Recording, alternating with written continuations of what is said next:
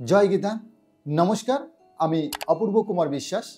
আজকে আমি গুরু প্রণাম মন্ত্র যে 3 নম্বর মন্ত্রটা রয়েছে সেটা নিয়ে আমি আলোচনা করব এবং কিভাবে শুদ্ধ এর উচ্চারণ করা যায় সেটা নিয়ে আমি আলোচনা করব।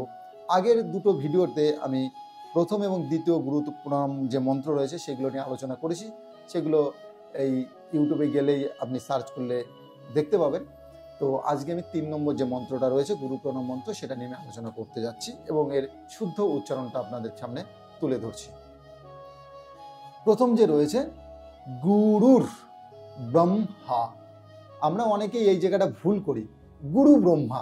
নর্মালি যখন বিভিন্ন জায়গায় আমরা এই গুরু প্রণাম মন্ত্রটা শুনি কি বলে গুরু ব্রহ্মা গুরু বিষ্ণু, কিন্তু এই উচ্চারণটা যদি সঠিকভাবে বলা যায় তাহলে গুরুর ব্রহ্মা, গুরুর ব্রহ্মা।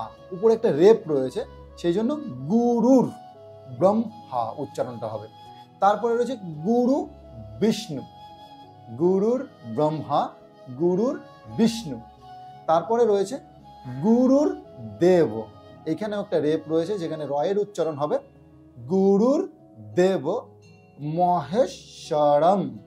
অনেক স্বর থাকলে যে ময়ের উচ্চারণ হয় সেখানে অনেক স্বর আছে, এই জন্য ময়ের উচ্চারণ হবে মহেশ্বরম। মহেশ্বর মানে এখানে ভোলানাথের কথা বলা হয়েছে। তারপরের লাইনে যেটা রয়েছে গুরু রেব পরম, অনেক স্বর থাকলে ময়ের উচ্চারণ হয়, আমরা সবাই জানি। তারপরে রয়েছে ব্রহ্ম, এখানে ব্রহ্মা না ব্রহ্ম, তস্মৈ শ্রী গুরবে নমঃ। বিসর্গ থাকলে আমাদের হয়ের উচ্চারণ হয়। তাহলে নিচে আমাদের মিনিংটা ভেঙে ভেঙে দেওয়া রয়েছে, সেটা একবার আপনারা দেখুন এবং ফোকাস করুন। ব্রহ্মা, আমরা যেগুলো গুরু ব্রহ্মা, কিন্তু উচ্চারণ হবে ব্রহ্মা, ব্রহ্মা, এই উচ্চারণটা হবে। আমরা বলি গুরুর ব্রহ্মা। তারপরে রয়েছে মহেশ্বর, এইটা যদি আমি ভাঙি তাহলে কি হবে মহেশ্বরঃ, মহেশ্বরঃ, মহেশ্বরঃ। তাহলে শয়বার র রয়েছে এখানে, সেজন্য মহেশ্বরঃ। তারপরে রয়েছে গুরু রেব, এটা হবে গুরুর এব, গুরুর এব সমান সমান গুরু রেব। একারে এখানে এর উচ্চারণ হয়েছে, একারে এখানে এর উচ্চারণ হয়েছে গুরু রেব, গুরুর এব। তার নিচে রয়েছে পরম, অর্থাৎ অনেক স্বর উচ্চারণ হলে ময়ের উচ্চারণ আছে। তারপর রয়েছে তস্মৈ, তস্মৈ, এই উচ্চারণটা যদি আমরা ভেঙে ফেলি তাহলে কি হবে তস্মৈ, তস্মৈ। নিচে পরিষ্কার করে আমরা দিয়ে দিলাম, আপনারা চাইলে এগুলো লিখেও নিতে পারেন বা আপনারা মুখস্থও করতে পারেন। তো এখানে আরেকবার আমি প্রথম থেকে গুরু প্রণাম মন্ত্রটা আপনাদেরকে বলছি।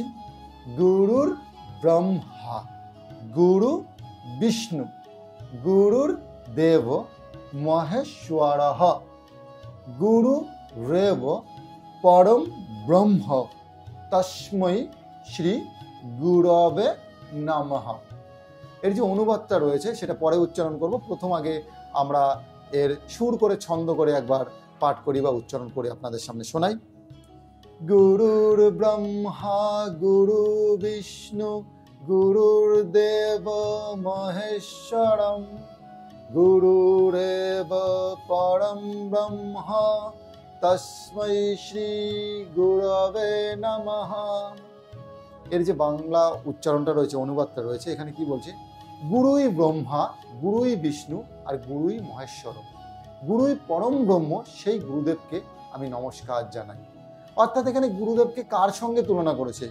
ব্রহ্মা বিষ্ণু মহেশ্বরের সঙ্গে কিন্তু এখানে গুরুদেবকে তুলনা করেছে, আর সেই গুরুদেবকে আমি নমস্কার জানাই।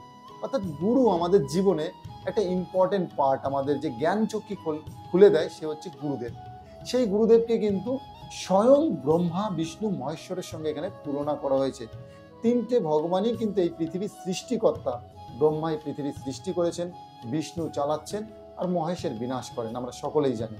তো এই তিনটে দেবতা মিলেই কিন্তু আমাদের বিশ্ব ব্রহ্মাণ্ডটা চালায়, আর এই বিশ্ব ব্রহ্মাণ্ডের সঙ্গে এই ভগবানের সঙ্গে তুলনা করেছেন কিন্তু আমাদেরকে, আমাদের যে গুরুদেব যে জ্ঞান দেয় সেই গুরুদেবের কথা।